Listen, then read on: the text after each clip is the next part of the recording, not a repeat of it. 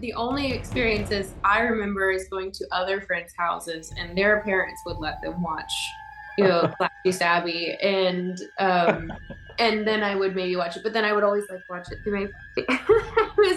I was so scared. But this was a very easy yes, and it was all because this is a character-driven movie. And I think that's what makes the best horror films, or when you can get your hooks into the character and you don't want to take them out. They're your hooks. That's such a bad pun. I didn't mean to do that. I think it hits on like every aspect of human emotion.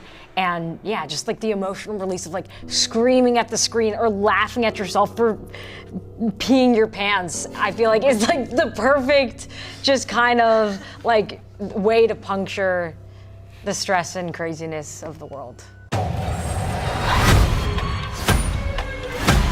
We are not gonna die today.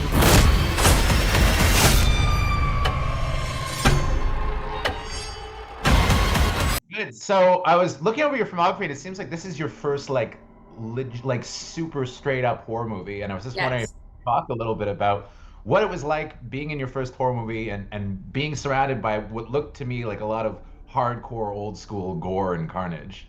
Oh, amazing. It was really fun. I think I always said I don't want to do horror.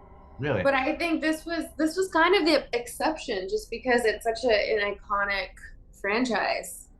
And the script was awesome. I'm a fan of Jennifer Kaytin Robinson. I'm a fan of Sam. And when I joined, I didn't know all the details. We were still very much everything was still being built, but it was kind of a no-brainer, to be honest with you. It's just iconic. Well, one thing that I actually really appreciated about the movie too is that I do find that your character is set up in a way to subvert expectations, right? I mean, she's pretty, she's rich, but she's also kind, and she's also pretty funny as the movie went on. I mean, I thought you were hilarious in Glass Onion, and I've seen you do comedy before, and you're great. But it's unique to see that kind of brought into a movie like this, though, because you don't necessarily get that kind of comedy sometimes in movies, and I thought you did a great job. Oh, thank you. No, it was awesome because Danica on paper was already really funny. Mm-hmm. Jen and Sam, they're all the characters are their brainchildren, but Danica is just so like, whenever we speak ironically, it's kind of like, or we make jokes and it's all very ironic. That's Danica coming out. So she's this kind of like, she doesn't mean to be funny, but she is, and it's because she's so earnest and so loving. But she's just this girl. She's just quirky and she's spiky and bubbly, and she was written so well, and I was just like so ready to like get in there and play. And you're right. I think sometimes in movies where like plot is like the main driving factor, sometimes there isn't always the space for character, and I think Jen really found a lovely balance between character and plot, and with all the characters, that you fall in love with all of them, and Danica is no exception. So I'm happy that comes across. And one thing I definitely wanted to ask you is the slasher genre has been going for a long time, and it's popular and one of the best kinds of movies to watch in a theater. Do you have any experiences that you can remember from when you were young in theaters seeing a horror movie that maybe you were too young for, that maybe scarred you? I feel like we all have that special movie. Do you have one? No, because I wasn't allowed. My parents were very much like, they vetted everything. They made sure that I was not going to see a movie like this one. I remember the only experiences I remember is going to other friends' houses, and their parents would let them watch, Classy Stabby, and then I would maybe watch it, but then I would always like watch it through my. I was so scared, but now I'm a big fan. I love a good horror movie night. I love a good horror movie, like movie theater night.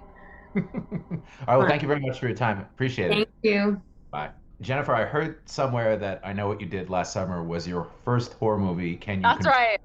That's right. My babysitter snuck me into it. Oh my God. So it must be a full circle moment for you to be directing It is very surreal. Freddie, I gotta ask, I mean, it must be a super important movie to you, considering that, you and your wife met on the set of the first movie, and it's such a defining, iconic series. Did it take a lot of convincing to get you to come back for this one, to come back for a sequel so many years later? I definitely understand the motive behind the question because you would think yes. But Jen and I were already friends before the Oh, movie cool. started. So there's this is a biased opinion, but it's my opinion. She came and she said, "Hey, let me pitch you this idea. Let me tell you where I think Ray and Julie are at. And if you like that, let me pitch you the movie that I want to direct." And her vision from that pitch to the final product of the movie somehow I, I don't know how she was able to sort of circumnavigate all the speed bumps that take place when you're making a movie. It still remained true. And that first conversation we had is still the movie that she made. And I was so excited just off the idea. I said yes to her before the script was even written. And I went into the meeting thinking I would say no. And I appreciate the love, but I don't think it's the right time, and maybe I'm not the right guy anymore. Like that's what I've said on Scooby and She's All That and that stuff. I tried to talk about that, but this was a very easy yes, and it was all because this is a character-driven movie, and I think that's what makes the best horror films, or when you can get your hooks into the character and you don't want to take them out. They're your hooks. That's such a bad pun. I didn't mean to do that. But when you can sort of grab onto somebody and say, I'm not letting you go. I believe in this character and I'm going. That's what made the first movie special. And I think that's what makes this one special as well. Well, Jennifer, that raises an interesting question too, because the movie is both a sequel but then also its own thing. How do you I feel like there's a balance that has to be maintained when you make a movie like this. Like it could be very easy to go totally one way or totally the other. And I was wondering if you could talk a little bit about that mix because you pull it off quite deftly, I thought. Like really, Thank you really so well. much. Yeah. Yeah, I mean, I think weirdly it's like it's kind of working from both sides towards the middle. So it's Hmm. working on the young story and having that feel like it works and it works as its own story. And then looking at Julie and Ray and weaving them into that story in a way where both stories can't exist without the other. And I think sometimes in these reboots or these requels or whatever, you kind of have OG characters and young characters, but they could both kind of coexist without the other if you wanted to. It could be just this movie or just that movie. And for me, it was about the kind of like interweaving of the characters and how how the young characters and what happened to them and them bringing the OG characters into their world kind of changes both sides. So yeah, I think for me it was about looking at both kind of separately, bringing them together, and then making sure that it built upon each other in a way where neither could exist without the other. All right. Well, thank you very much. Thanks for your time. Appreciate it. Thank you. Appreciate you. Thank you. Okay, so my first question's for Chase. So I really loved you in Bodies, Bodies, Bodies. I thought you were great Uh-huh. in the movie. And I Thank love, you. We bodied that.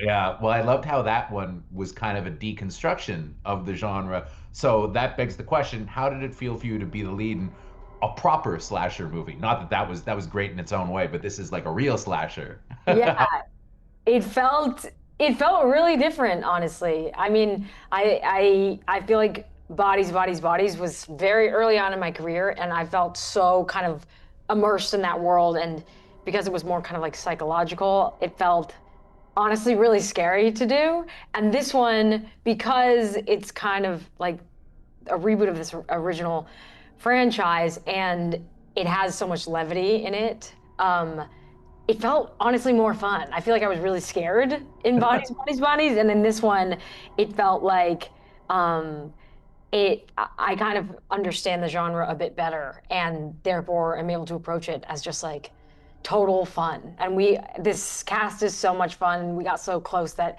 it felt like totally seamless. Like we would be screaming in 1 second and then just like laughing and playing pranks on each other in the next minute. And Tyreek, I gotta ask you, you're gonna have a big year because you got him coming out soon, and everybody's talking about that trailer, and it looks amazing. So what's it like for you throwing yourself into the genre, having such a big year? Because get ready, because horror fans are very territorial. So once they've claimed you, they're gonna have you forever. Yeah, it's a surreal experience. And like, growing up watching horror films and being afraid of it, it's kind of ironic that like now I get to like be in that world. And it's just a surreal experience to, be in this movie with these cast members and really pay respects to the original. I had a blast in Australia making it, and when him comes out, it's a psychological thriller, if you will, and so that was a bit different, a bit of a different pace and whatnot. But it's a blessing to be here, and God willing, people resonate with all of it. And I gotta ask Jonah and Sarah, my question for you too is I know that you're both new to the genre. What was it like doing horror movies, and do either of you have any memories of seeing a horror film, maybe when you were a little too young to see it? Yeah, mine was Final Destination Really? 3, I think. That was, for some reason, really sticks in my mind as one that went round to a friend's place, put it on when we were way too young, shouldn't have seen it. That really sticks out. And then also my sisters watching, I have two older sisters, and they were watching The Ring, and I walked in and it was past my bedtime, and it was right at the scene where she's like coming out the well, and it's truly excruciating. So, and then my sister, anytime she got out the shower and had long, wet, dark hair, she would throw it over her face and kind of chase me around the flat. So yeah, that was quite traumatic. How about you, Sarah? I really loved Saw 2. I mean, I loved all of the Saw movies. I would My watch. boss is in that movie.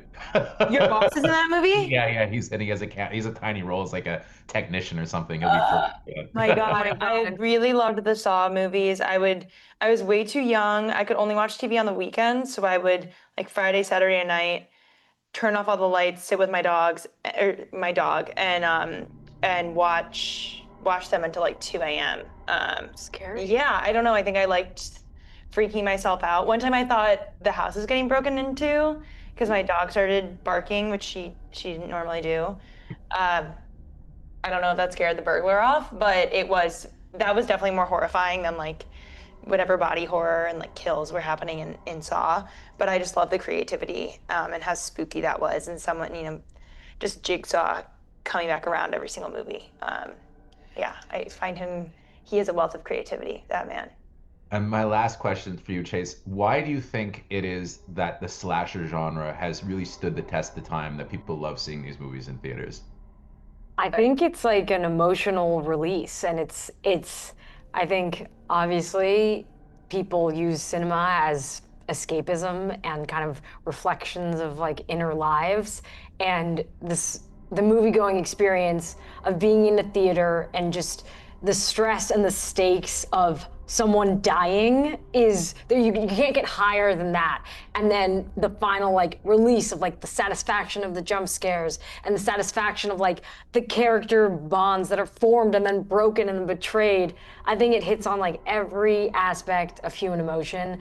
And yeah, just like the emotional release of like screaming at the screen or laughing at yourself for peeing your pants. I feel like it's like the perfect just kind of like way to puncture the stress and craziness of the world.